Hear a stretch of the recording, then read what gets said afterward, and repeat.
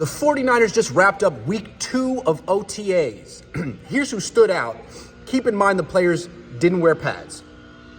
The good linebacker Demetrius Flannigan-Fowles. He's the starting middle linebacker while Fred Warner sits out because he's too important to participate in OTAs apparently. Today, Flannigan-Fowles read Brock Purdy's eyes while playing zone coverage and intercepted a pass Purdy threw over the middle that was intended for Jacob Cohn. Flannigan-Fowles has been with the 49ers since 2019, which means he has been coached by Robert Saleh and D'Amico Ryans, and he clearly is the best linebacker on the team other than Warner and Dre Greenlaw. Cornerback Darrell Luter Jr. He intercepted a pass that Brandon Allen airmailed way beyond the intended receiver, Tariq Owens. Luter hasn't given up any big catches so far and is beginning to make some plays when they come to him. His stock is up. Wide receiver Ricky Pearsall. He wore the blue non-contact jersey, which means he's slightly injured, but he participated in team drills anyway, and he caught 2 passes while being covered by Isaac Yiadom. More on him in a minute.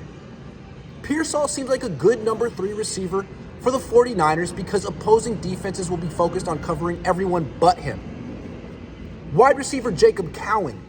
He played significant snaps with the starters and made a difficult contested catch 20 yards downfield, running a dig route in front of strong safety George Odom. Cohn is a very small target, but he's fearless and he plays bigger than his frame, plus Brock Purdy already seems to trust him. Wide receiver Jawan Jennings. He didn't participate in team drills, but he finally showed up to OTAs because he signed a 1-year contract extension through 2025. Congratulations. Now it's even more difficult to figure out why the 49ers drafted a wide receiver in round 1. Wide receiver Deebo Samuel.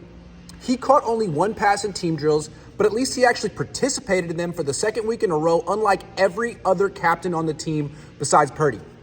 So either Samuel is incredibly motivated to prove the 49ers wrong for drafting Pearsall in round 1, or he's preparing to get traded after June 1, and he's showing his next team that he's in shape and ready to play. Wide receiver Tay Martin. He was the only wide receiver on the team who beat Diamador Lenore during team drills. Martin beat him with a quick out route from the slot and talked trash after making the catch. Martin is making a push to be the number 6 receiver on the depth chart. He's competing with Ronnie Bell and Danny Gray. Cornerback Renardo Green. He played nickelback for the second-team defense and broke up a pass over the middle intended for Ronnie Bell. Green covered him man-to-man with ease.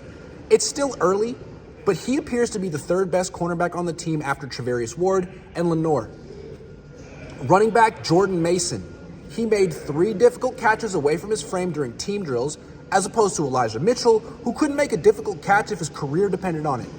Mason is better than Mitchell in every way. Quarterback Joshua Dobbs.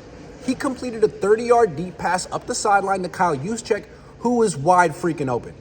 So this pass wasn't that great. In fact, it was underthrown. But at least it was complete. Jimmy Garoppolo would have sailed it out of bounds. The not so good. Quarterback Brock Purdy. He's a good quarterback, and he made some nice throws today as he does every time he takes the practice field. He's decisive, accurate, and he throws with anticipation. But he also has weaknesses that he could improve, one of which is throwing deep passes near the sideline.